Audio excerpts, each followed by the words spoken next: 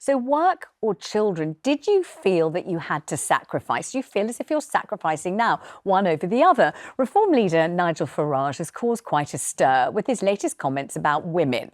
This is exactly what he said, and I make sure I'm quoting exactly. He said, "I think the truth is that in many cases, women make very different life choices to men. If you look at business, men are prepared to sacrifice family lives in order to pursue a career and be successful in a way that fewer women are." What do you think about that take on work and family life? We'd love to hear from you on this one. Did you sacrifice? Was it work or a career? Was it being at home and spending time with your kids? Maybe you just had to make a living. You had no choice whatsoever. I always feel that the idea that there is a choice implies that you've got the luxury of choosing, which is very often not at all true. The number is 0207 862 2222. Get your calls in now and we'll speak to you about it in a moment. I mean, mostly people work because they have to. Yeah, absolutely. And I think it's lovely that women can work if they choose to, if they want to. You know, I was really lucky. I think for us women, we're just great jugglers, and that's what we do. Men don't juggle so well. They kind of go, that's your problem, and I'm just going to go to work. Whereas for me, it was about getting the support structure so that I knew that my kids were properly looked after. And I was so lucky. I mean, I had a young lady called Sam who worked with me for 18 years.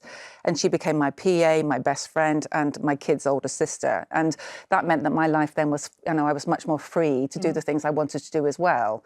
But so I enjoyed both, and I felt that I was a better mother because I went to work. But I suppose I was quite lucky. It wasn't a 9 to 5 or a 9 to 6 We're seeing a beautiful picture of you and the children. Yeah, there they are. Look, that's gorgeous? Elliot, Grace and Finn. Finn's now 18. And Finn's still at home with you now, you lucky thing. He's just about to do his A-levels. Yeah, he wants to go off and fly fast jets in the Navy, so that's what he wants to do. Gosh, that looks such a beautiful... And you are, we're going to talk about this in a minute, but hands-on grandma. You have them to stay one night a week. Yeah, so Elliot, the oldest one there, he's got 2 grandchildren, a 5-year-old and a 1-year-old, and I even do grandma duties on a Monday night and do school run on Tuesday morning, which I love as well. I'm not surprised to hear this. I'm not surprised that you somehow factor in. I just know that working in children, I didn't feel that I was making any of the right choices. I felt like when I was at work, I was desperately missing the children. When I was at home, I was shortchanging work. And I remember one time on The Big Breakfast, actually, when they said they'd send me to cover the Oscars in Hollywood.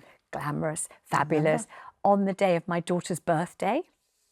And I thought, what do I do? Do I want to go desperately? But will they ever forgive me? Will my child ever forgive me for not being there on her birthday? I have a great story about The Big Breakfast and coming home. So it was when Elliot was very young.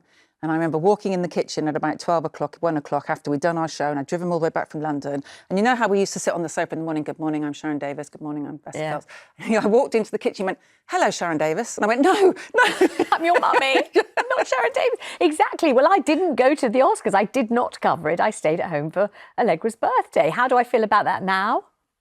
Look at them now, though. How do I feel? They've done really well, so you did something right. I did the right thing, I think, but I wasn't sure about it. But I don't know what Nigel Farage is really saying about this. Do you?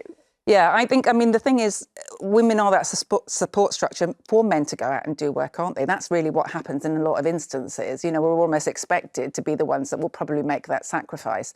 And as I said, I don't think we have good enough childcare in this country. We absolutely it's incredibly expensive. It's the most expensive childcare in Europe. Exactly. Isn't it? So that's something we're not doing properly, you know. And I think big companies should have facilities on site so that mums don't feel like they're neglected. They can go down during coffee break, during lunch break, if little one's got a cold or whatever. You know, I think that's something we could do. They do that a lot better in Scandinavia, for example, than we do. The thing is, though, when you think about it, women's liberation in the 1970s, right, this is 2025, and I'm still hearing my daughters and their friends saying, well, they're all working, all of them are working, all full-time working, all the women, all the young women, in fact, everyone I know is working. But they say that the men, despite the fact that we're meant to have equality, despite the fact that everything's meant to be, you know, parental leave for the father or the mother, you know, all that kind of thing. And I don't want to cast aspersions on blokes at all, but this is what I hear, that the women still feel that they're across the child's gym kit, the ballet class, bags of ballet class, keeping the fridge full, loo paper being stocked up, and everything else. And the men are just going to work and coming back. I think we're just hardwired to feel guilty about it. So we're trying to cover all our bases sometimes, and we put ourselves at the bottom of the pile. And I'm always saying to women, you know, have to make sure that you invest in your health, because you are juggling and you are putting yourself at the bottom of the pile, but you won't cope if you don't look after yourself, if you don't make sure you eat well, you sleep well, and exercise, you know, because that's really good for our mental health as well. And we know we're talking about that. Let's talk to Shane. He's on the line in Edinburgh. Hi, Shane. Nice to hear from you. How are you? And I'm fine, Vanessa. How are you? I'm all right, thank you. I'm very pleased to see my old friend Sharron again. It's lovely to be with her. Tell me about sacrifice and mothers and fathers. I've never heard anything so old-fashioned, possibly sexist, rubbish in all my life. The women that I know who successfully hold down jobs, who have families, children, home commitments, and all the rest of it, they do juggle competing priorities. And I've yet to come across a woman, and I'll include my late mother in this, who didn't have a fraction of the earning power that today's successful women have. She did an ordinary job. She brought 2 children up on her own, but she would tell you, there's a trade-off in all of it. You have to get the job to work so you can put meals on the table, so you can pay the bills. You have to sort of take into account your family responsibilities and your family life and your relationship with your children.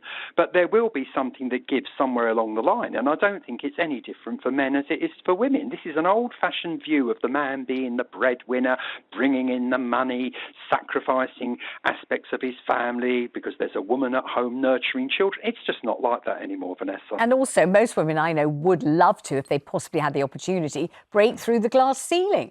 They would like to be the CEO. They would like to be the boss. They would like to be the person with the vision, calling the shots, making the decisions. But it's a question, isn't it, of whether they get the chance to do it. We know women are still massively underrepresented on boards. Right? So we still have a long way to go with regards to that. And you know how it is. I mean, if a guy is seen as really, really tough, he's often admired for being tough. If a woman is tough, she's often called names for being tough, when actually it's the same principle. But we still have work to do. We absolutely do still have a bit of a glass ceiling that we have to work out. I mean, I called you formidable in one of my trails into this programme because I do think you are. And that's not as formidable as you. Well, I don't think that's true at all. I think I would cave in the face of the sorts of things that you've gone through. I mean, people remember you, of course, from that magnificent silver medal in 1980. We know that you won Commonwealth golds before that, obviously, and you've been a fixture of our lives ever since. But my God, the injustice that was meted out to you there, has it ever been rectified? No, and I'm not sure that it ever will, sadly. And it's probably one of the biggest reasons why I fight for women's sport, because for 20 years, these young East German girls were fed all these steroids. They totally dominated women's sport. The IOC absolutely knew what was going on. They had people dissecting with and giving them the pills and saying, this is what we've been given. They could see. They were very successful in women's events and not in men's events. They did nothing. And that was heartbreaking. And then, obviously, there were people like my generation that lost out, British athletes that came fourth that no one's ever remembered their names, who would have been Olympic champions, had a whole different life. But then there was those young East German girls who, several of them have died. All of them are ill, because they were given these terrible drugs from the age of 11. But we have known about this now. For how long have we known this categorically to be true? Oh, well, the war came down in 89 and we found all the documentation, but we knew before because it was obvious. About the drugs. So people who might not be familiar with this, so Sharron got the silver medal. We were thrilled. Everybody celebrated her ever since, and quite rightly so. But she should have got the gold because it was admitted and perfectly clear, and evidence showed that the person who won the gold was doping and you were not. However, you still haven't got it. Why haven't you got it? Still haven't got it. But, maybe it just makes me more tenacious, I don't know, more determined. I think sometimes we get resilient, don't we, because of the things that we have to deal with in our life. And it just makes us stronger and stronger and stronger. They say what doesn't kill you makes you stronger. And I guess those sort of things have always come my way. And I'm a big believer that our glass is half full. Whenever my kids have a moan at me, I'll always go, stop moaning, look at the things that you have working in your life. All right, let's talk to Anne in Suffolk about this. Anne, tell me about how you did the balance between children and career, whether you had to make a choice or not. Well, you never really, that was never on your mind. Right. You went into the mill as young. I had 2 children. I've got 3 now, but I had 2 children. They had nurseries attached, and it was never a discussion because you really needed the money. Yes. It was dirty work, low pay. But you didn't think of that thing because at the end of the day, you had to survive on money. And when I hear people talking about poverty and things like that, I think myself, going back, life is a lot harder, I think. Tell me what you did when you say it was hard work, it was dirty work, and basically it was to put food on the table. It was absolutely essential what you were doing. What were you doing? That's right. What did you do? It was spool winding in the mill, and my mother worked as a bobbin mover. And you never questioned it. You thought you were happy because you didn't know any better. When you look back at it now and you think of the children and in the nursery and the things that maybe you missed out on, I don't know whether you saw first steps and things like that. How do you feel about it when you think about it now? Well, my children, to be quite truthful, when it was Saturday and Sunday, they cried because they missed the nursery. So then I did feel guilty. I thought, they're liking the nursery more than they like me. And that's life, isn't it? That is life. You've got to make a choice. I mean, nobody could call you a snowflake, the absolute gritty opposite of that. And what a great call. Thank you so much. Let's go to Mel in Peterborough. Hello, Mel. You're a single parent. You've got no choice about this, do you? No, and I think I've always my dad had a print factory when I was little, and we used to fold print to earn our pocket money. And I love working. And like Anne said, it's something that's actually enjoyable. It's fun. I think human beings need work and something that makes them feel valued. And what about that pull when you think, oh my gosh, it's sports day, it's a school play, my child's got a headache? I mean, we've all been there when you're not actually there and you're feeling kind of torn in a million different directions. Do you go through that, or do you think, well, needs must, I've got no choice, I don't have to feel guilty about it? Absolutely. You've got no choices.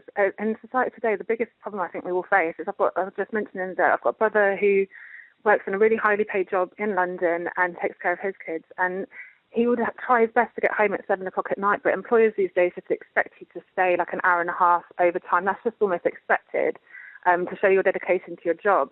And you're torn because you do need the job to support your family.